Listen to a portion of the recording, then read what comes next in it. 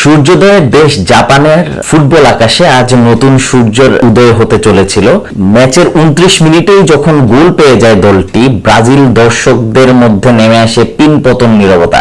Stadium জুড়ে জন্য এক ধরনের শূন্যতা নেমে এসেছিল। অন্যদিকে জাপানি সমর্থকরা উল্লাসে মেতে উঠেছিলেন, কারণ এই গোলটি তাদেরকে এগিয়ে নিয়ে গিয়েছিল শেষ 32-এর অর্থাৎ রাউন্ড 32 ম্যাচে ব্রাজিলের বিপক্ষে প্রথমার্ধের 29 মিনিটেই গোল করে 1-0 ব্যবধানে এগিয়ে গিয়েছিল এবং জয়ের একটা আভাস পাচ্ছিল দলটি।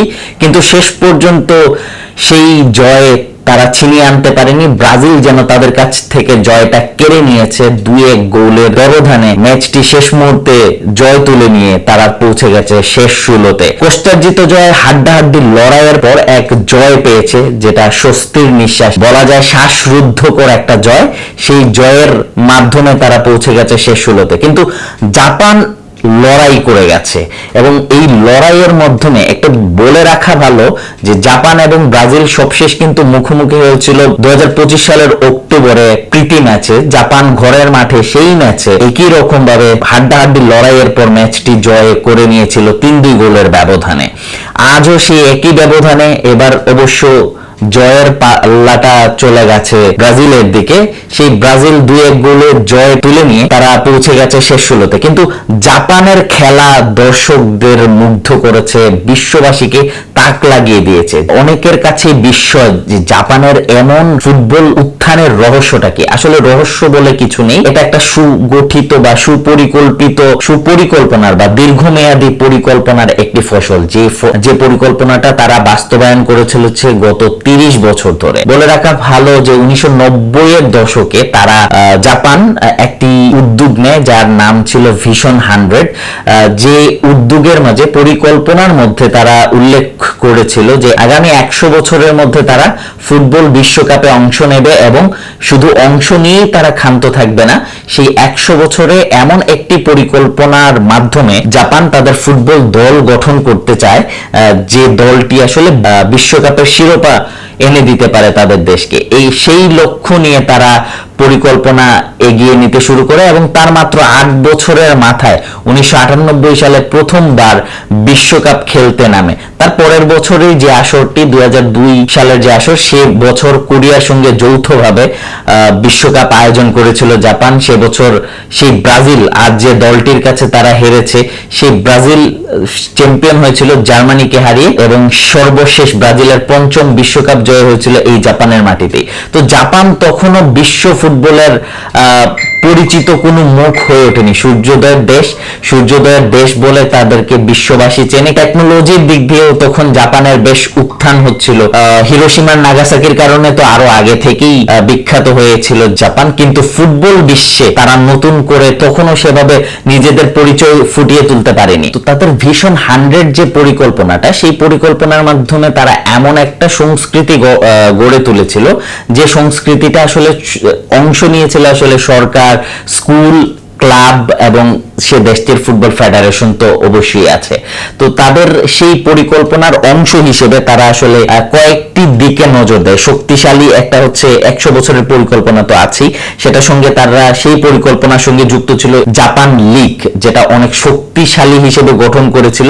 তারপর হচ্ছে স্কুল ফুটবলটাকে স্কুল পর্যায়ে ছড়িয়ে দেওয়া, তাছাড়া নিজেদের কোচ তৈরি করা এবং ইউরোপে খেলোয়াড় পাঠানো, এবং একই সঙ্গে প্রযুক্তি ও বিজ্ঞানের ব্যবহার ছিল তাদের ফুটবলে বড় একটি ভূমিকা।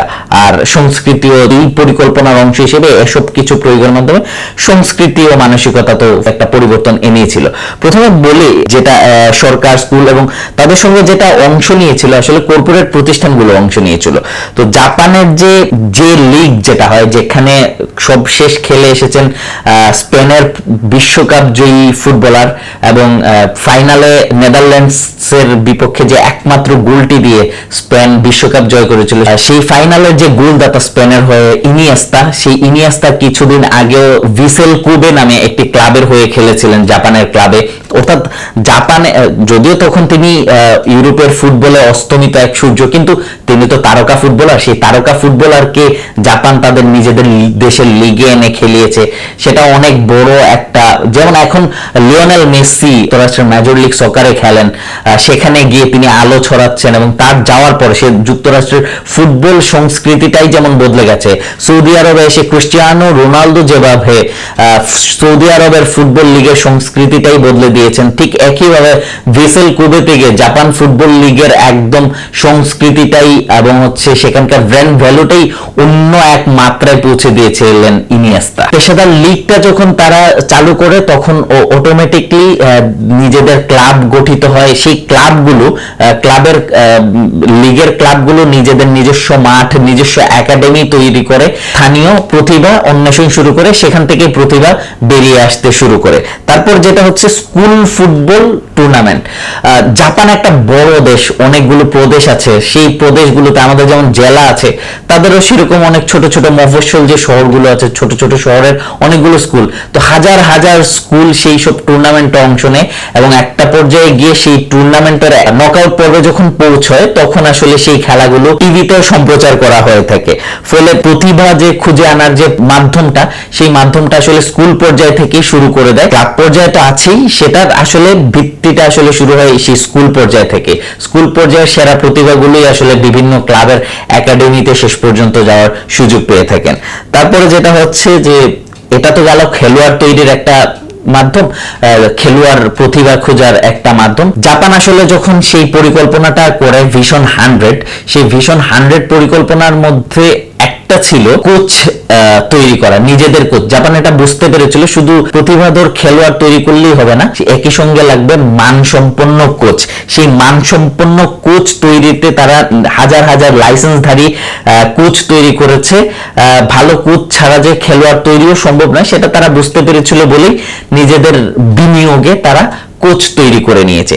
তারপরে যেটা হয়েছে সবচেয়ে বড় ইন্টারেস্টিং যে বিষয়টা, ইন্টারেস্টিং দুটো বিষয় আছে, সেই দুটো বিষয়ের মধ্যে অন্যতম যে দিকটা, সেটা হচ্ছে নিজের ছোট বয়স থেকে প্রতিভাবান খেলোয়াড়দেরকে ইউরোপের বিভিন্ন ক্লাবের একাডেমিতে পৌঁছে দেওয়া।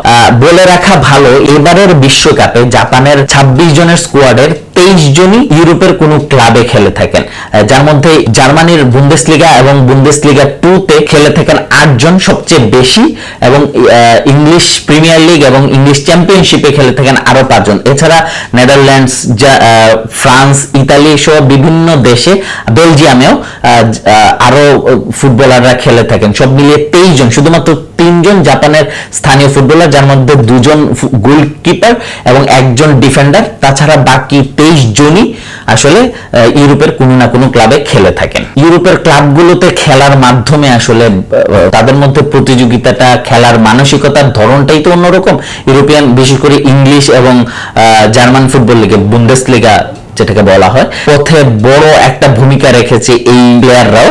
তাছাড়া আরো একটা যে বিষয়, সেটা হচ্ছে প্রযুক্তি ও বিজ্ঞানের ব্যবহার, ফিটনেস, ডেটা অ্যানালিটিক্স, পুষ্টি এবং স্পোর্টস সাইকোলজি, ইনজুরি ম্যানেজমেন্ট, এসব আসলে জাপান দীর্ঘদিন ধরে আধুনিক প্রযুক্তি ব্যবহার করে আসছে এসব নিয়ন্ত্রণের ক্ষেত্রে, যে কারণে তাদের সাফল্যের পেছনে একটা বড় ভূমিকা রেখেছে এই প্রযুক্তি। আর এইসব আসলে জাপানের অন্যতম একটা বিষয় সংস্কৃতি এবং মানসিকতা। আসলে তারা ধৈর্যশীল, শৃঙ্খলিত ফুটবল খেলে, দলগত পারফরমেন্সের দিকে মনোযোগ থাকে, তাদের কঠোর অনুশীলন তো আছেই, এবং কোচের পরামর্শ নির্দেশনা মেনে খেলে তারা একটা শৃঙ্খলিত দল হিসেবে। এবং ওই দলে আসলে কিন্তু আলাদা করে, যেমন আর্জেন্টিনায় লিওনেল মেসি, পর্তুগালে ক্রিস্টিয়ানো রোনালদো, বা ব্রাজিলের যেমন নেইমার তারকা, এবং তারকার উপর যে নির্ভরতা, সেই নির্ভরতাটা কিন্তু তাদের ওইভাবে নেই।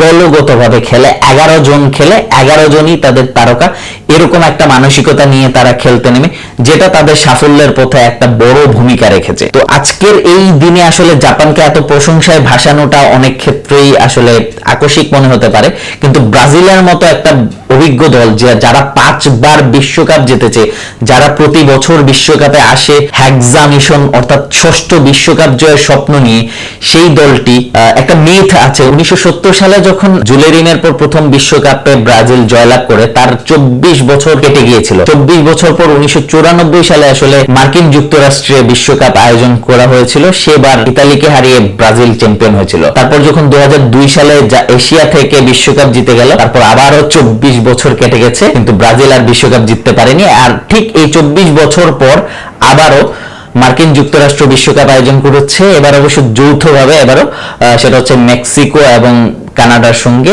তো আবারও 24 বছর পর যেহেতু একটা মিথ ছিল ওই 70-এর পরে 94-তে, এবারও সেই একই মিথ হতে পারে বলে ব্রাজিল সমর্থকদের একটা প্রত্যাশা। সেই দল যারা কিনা এবারও আবার 24 বছর পর আবারও বিশ্বকাপ জয়ের স্বপ্ন নিয়ে এসেছে, সেই দলটার বিরুদ্ধে এমন পারফরমেন্স আসলে সত্যি প্রশংসার যোগ্য, এবং যে কারণে জাপান দল নিয়ে আজকের এই প্রতিবেদন। তো জাপানের কাছ থেকে আসলে বাংলাদেশে অনেকেই বলে থাকেন যে প্রবাসীদের মেলা বসেছে বাংলাদেশের ফুটবল। আসলে ইউরোপিয়ান ফুটবল খেলে থাকেন বাংলাদেশি বংশোদ্ভূত বা জাপানের মতো এমন পরিকল্পনা ভিশন 100 বা ভিশন 50 বা ভিশন 20ও যদি নেওয়া হয়ে থাকে বাংলাদেশের ফুটবলে, বাংলাদেশেরও এমন সাফল্য আসতে পারে। তো দর্শক, আপনাদের কি মনে হয় সেটা জানাবেন কমেন্ট করে। সঙ্গে থাকুন দেশ দর্পণের।